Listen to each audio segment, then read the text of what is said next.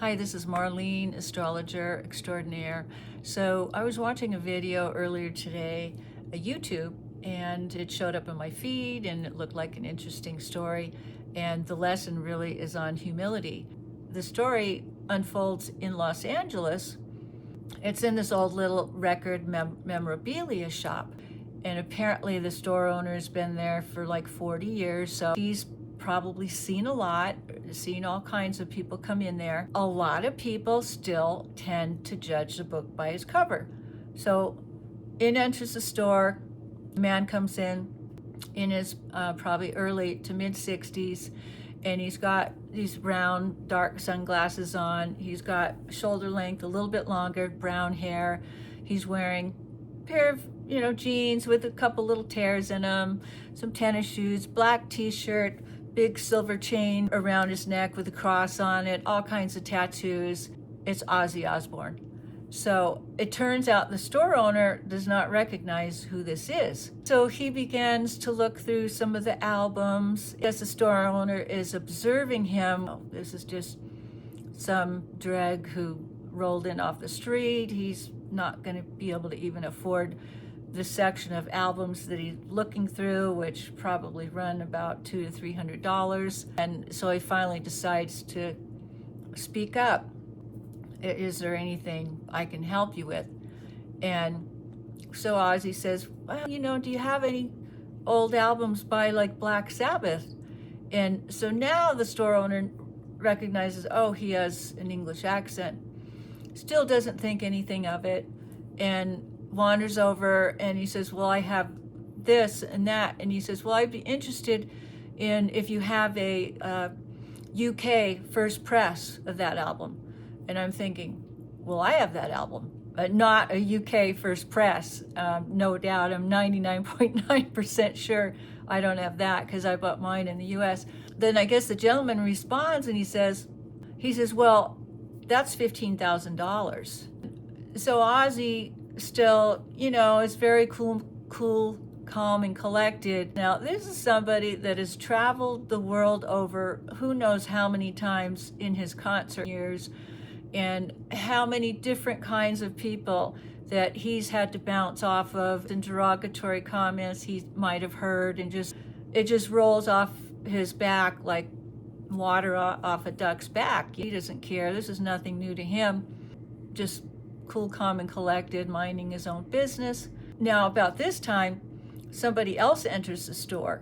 So now there's another person. Now, it turns out this lady, she's an older lady. Apparently, she used to work for Columbia Records.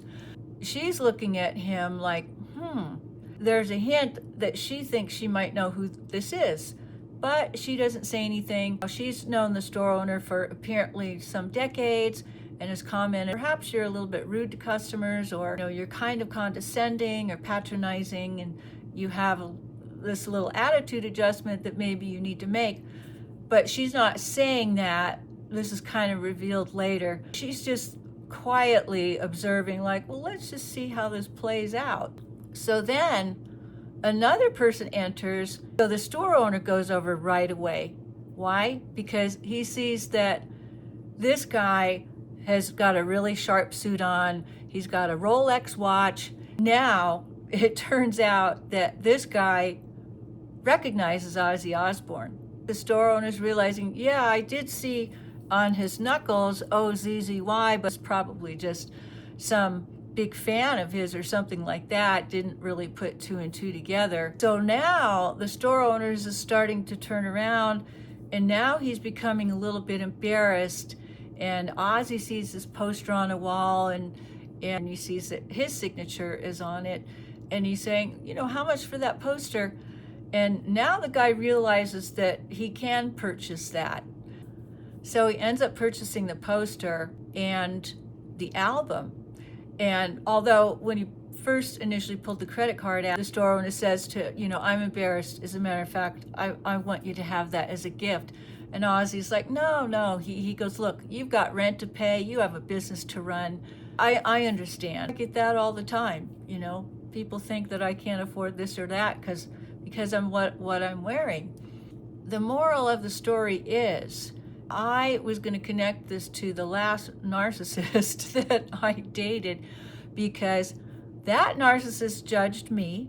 I'm wearing a Pendleton shirt. A narcissist would see that and go, "Oh, she'll never amount to anything. She's not wearing designer clothes, designer brands." When I first met that person, he made a comment about somebody that I was hanging out with. It was a friend of mine. It turned out I bumped into that person. We were just talking, and so the other person didn't know that we didn't arrive together. Fast forward in our dating years, he would say, "I saw you hanging out with so-and-so. He had a missing tooth and he's an older guy, dressed kind of shabbily, like, why is she hanging out with him? He is a very spiritual person like I am." So we had this bond. I'm thinking back to all of those people that have judged me over the years, all of the people that have been friends, became famous, and now they're like, "Oh, well, Marlene's just always going to be average. She's never amounted to anything anyways, and she never will." If any of you can relate to what I'm talking about, I'd love to hear it in the comments, because even today in my late 60s, I've lived a long life and I've had a lot of hard knocks, and it's still happening to me today. I get the shadow magnet that people don't like me, they don't know anything about me, and I get rebuffed. I get treated like I think I'm better than everybody else. This whole host of things that I did not invite, but that I'm still living out today. If you've had any experiences like that, I'd like to hear in the comments below. And I do want to say, I'm going to put that link down below if you'd like to watch that Ozzy Osbourne story. I think it's pretty cool. Okay, I'll catch up with you soon. Bye.